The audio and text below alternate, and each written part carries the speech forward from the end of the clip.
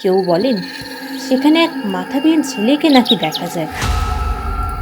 কিন্তু যখন সন্ধে নামে তখন এই একই জায়গার গল্প যায় বদলে, আর শুরু হয় একের পর এক রহস্য।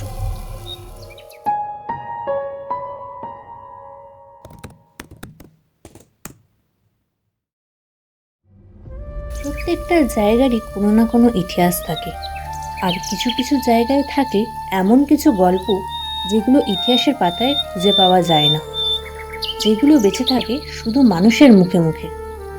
আজ আমরা এমন একটা জায়গায় যাচ্ছি যেখানে সূর্য ডুবে যাওয়ার পর আজও স্থানীয় মানুষরা একা হাঁটতে ভয় পান।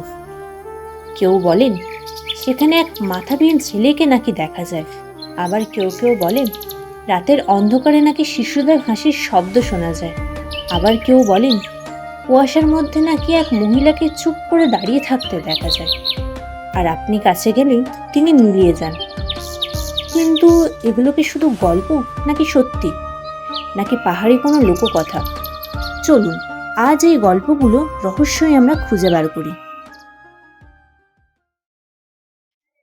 পশ্চিমবঙ্গের দার্জিলিং জেলার ছোট্ট পাহাড়ি শহর কার্শিয়াং, আর এখানেই রয়েছে ডাউহিল। দিনের বেলায় জমে এখানে হাজার হাজার পর্যটকের ভিড়।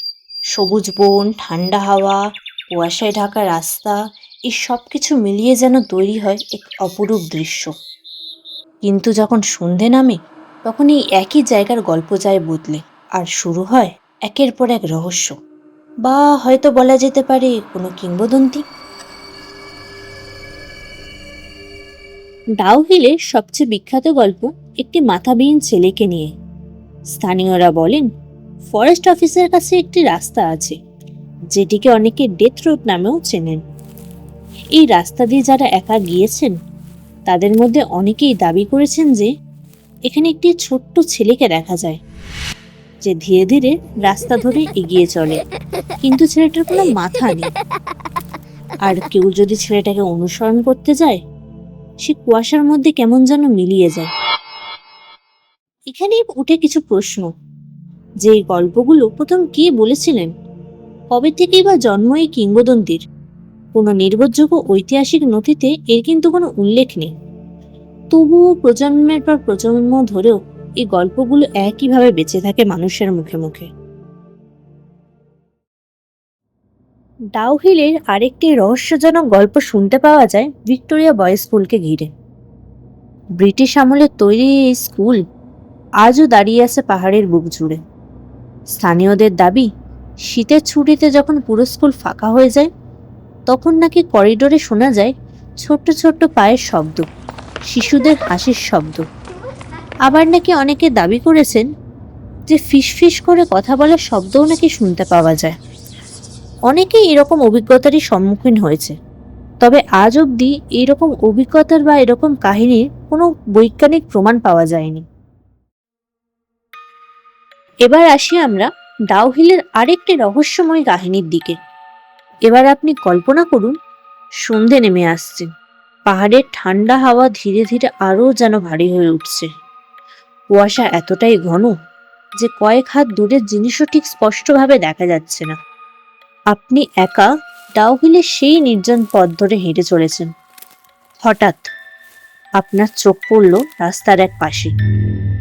কুয়াশার মধ্যে কেউ যেন একটা দাঁড়িয়ে আছে, একজন নারী, তার গায়ে ধূসর রঙের পোশাক। তিনি কিচ্ছু বলছেন না, শুধু নিঃশব্দে আপনার দিকে তাকিয়ে আছেন। আপনি ভাবলেন হয়তো কোনো পথ হারানো মানুষ। আপনি কৌতূহলবশত এক পা দু পা করে তার দিকে এগোতে শুরু করলেন, কিন্তু তার কাছাকাছি পৌঁছানোর আগেই তিনি কিভাবে যেন কুয়াশার মধ্যে মিলিয়ে গেলেন, আর চারপাশে নেমে এলো এক গভীর নিস্তব্ধতা। অনেকেই স্থানীয় বাসিন্দারা এবং পর্যটকরা বছরের পর বছর ধরে এরকম অভিজ্ঞতার দাবি করে এসেছেন। তাদের মতে এই রহস্যময় নারী কখনোই কারোর ক্ষতি করে না, তিনি শুধু দেখা দেন আর তারপরেই মিলিয়ে যান। তবে এই গল্পের কোনো সরকারি নথি নেই, কোনো ঐতিহাসিক প্রমাণও পাওয়া যায়নি। তাহলে প্রশ্ন হলো, এটি কি শুধু কুয়াশা আর মানুষের কল্পনার খেলা, নাকি ডাউহিলের বুক জুড়ে লুকিয়ে রয়েছে এখনো কিছু গভীর রহস্য? যার উত্তর আমরা আজও জানি না। ডাউহিলে এরকমই ঘুরতে গেলে স্থানীয় মানুষদের মুখে মুখে এরকম সব অদ্ভুত কাহিনী আজও শোনা যায়। এখন প্রশ্ন হলো, ডাউহিলকে ঘিরে এত শত গল্পের জন্ম হলো কিভাবে? কেন এই একই জায়গাকে ঘিরে প্রজন্মের পর প্রজন্ম ধরে এত মানুষ একই ধরনের অভিজ্ঞতার দাবি করে আসছেন? এই প্রশ্নের উত্তর খুঁজতে গেলে লোককথা থেকে ইতিহাসের দিকে তাকাতে হয়, কারণ প্রতিটি কিংবদন্তির পিছনেই কোথাও না কোথাও লুকিয়ে আছে বাস্তবের একটি ছোট্ট অংশ। এখন প্রশ্ন হলো, ডাউহিলকে ঘিরে এত শত গল্পের জন্ম হলো কিভাবে? কেন এই একই জায়গাকে ঘিরে প্রজন্মের পর প্রজন্ম ধরে এত মানুষ একই ধরনের অভিজ্ঞতার দাবি করে আসছেন? এই প্রশ্নের উত্তর খুঁজতে গেলে লোককথা থেকে ইতিহাসের দিকে তাকাতে হয়, কারণ প্রতিটি কিংবদন্তির পিছনেই কোথাও না কোথাও লুকিয়ে আছে বাস্তবের একটি ছোট্ট অংশ। ডাউহিলের এই ঘন পাইন বন প্রায় সারা বছরই কুয়াশায় ঢাকা থাকে।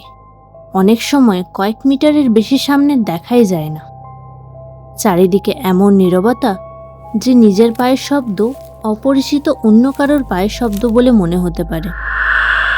পুরনো গাছ, ঠান্ডা বাতাস আর ব্রিটিশ আমলের নির্জন ভবন, এই সব মিলিয়ে জায়গাটার পরিবেশ এমনই সৃষ্টি করে যা মানুষের মনে অজান্তেই এক ভয়ের সৃষ্টি করতে পারে। মনোবিজ্ঞানীরা বলেন, যখন মানুষের মস্তিষ্ক অসম্পূর্ণ কোনো দৃশ্য বা শব্দের মুখোমুখি হয়, তখন সে নিজের অজান্তেই সেটিকে একটি পরিচিত গল্পের রূপ দিতে চায়। হয়তো কুয়াশার আড়ালে দাঁড়িয়ে থাকা একটি গাছ কিংবা দূরের কোনো ছায়া একসময় মানুষের মনে একজন রহস্যময় নারীর গল্প হয়ে ওঠে। কিন্তু এখানে রহস্যটা আরও গভীর হয়ে ওঠে, কারণ আজও কিছু মানুষ শপথ করে বলেন তারা এমন কিছু দেখেছেন যার কোনো সহজ ব্যাখ্যা তাদের কাছে নেই। তাদের অভিজ্ঞতা বিজ্ঞানের সাথে মেলে না, আবার বিজ্ঞানও এই ঘটনাগুলিকে সত্যি বলে স্বীকার করে না। তাহলে সত্যিটা কোথায়? সম্ভবত এই প্রশ্নের উত্তর আজও কুয়াশার আড়ালেই রয়ে গেছে। তাহলে ডাউহিল কি সত্যি অভিশপ্ত, নাকি এটা শুধুই মানুষের বিশ্বাস আর লোককথা? এর সঠিক উত্তর আজও হয়তো কারো জানা নেই। তবে একটা বিষয় নিশ্চিত, যে ডাউহিলের এই গল্পগুলো আজও হাজার হাজার মানুষের মনে শিহরণ জাগায়। তবে আপনি কি বিশ্বাস করেন, ডাউহিলে সত্যি কোনো অজানা রহস্য লুকিয়ে আছে, নাকি সবই শুধুমাত্র গল্প? আপনার মতামতটা অবশ্যই আমাদের কমেন্টে জানাবেন। আর যদি এমনই অজানা ইতিহাস, লোককথা, রহস্যের পেছনে সত্য জানতে চান, তাহলে আমাদের উইকেন্ড স্পেশাল চ্যানেলটির সাথে অবশ্যই থাকবেন। তাহলে আবার দেখা হবে আমাদের পরের ভিডিওয়ে আরও এরকম কিছু অজানা রহস্য গল্প ও তার পেছনে কিছু সত্য নিয়ে।